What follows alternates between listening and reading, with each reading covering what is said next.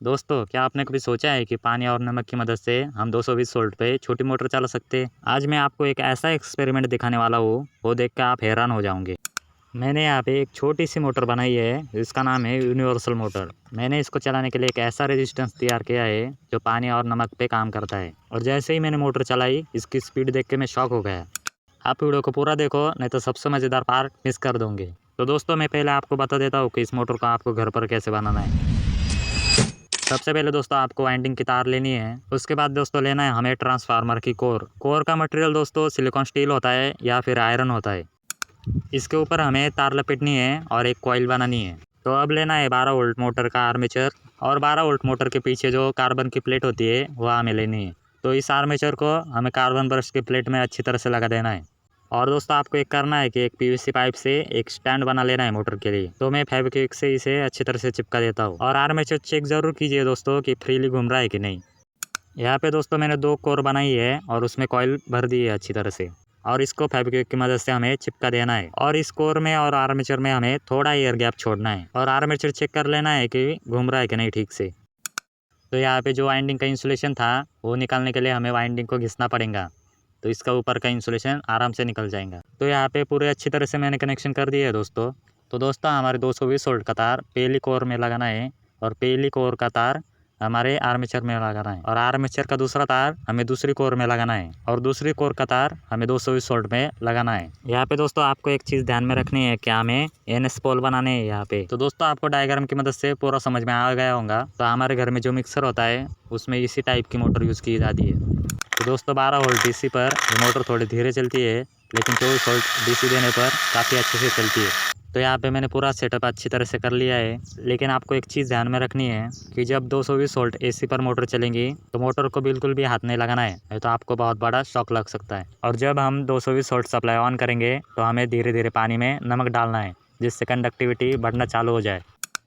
तो यहाँ पे मैं धीरे धीरे नमक डाल रहा हूँ, तो मोटर की स्पीड धीरे धीरे बढ़ रही है। तो अब मैं बोलूँगा नहीं, क्योंकि मेरी आवाज़ मोटर की आवाज़ में सुनाई नहीं देंगी। तो आप सिर्फ देखिए कि मोटर कितनी स्पीड में घूमती है।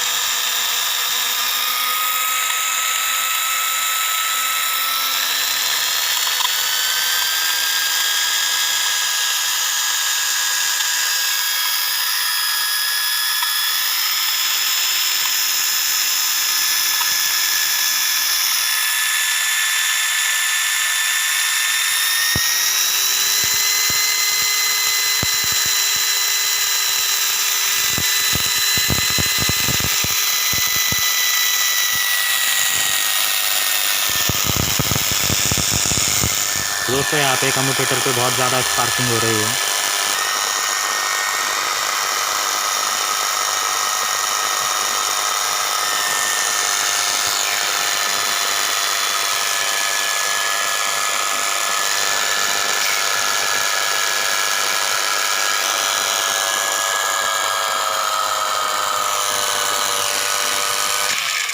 तो दोस्तों यहाँ पे आर्मेचर की एक वायर टूट गई थी, तो मैंने फिर से जोड़ दी है।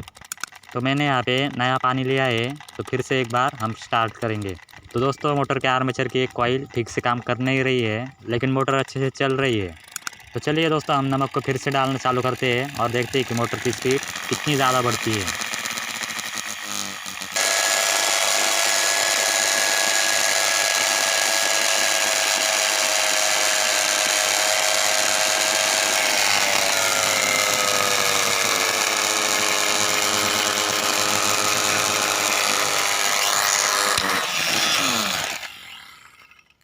तो दोस्तों आपने देखा कि मोटर कितने हाई स्पीड में चल रही थी।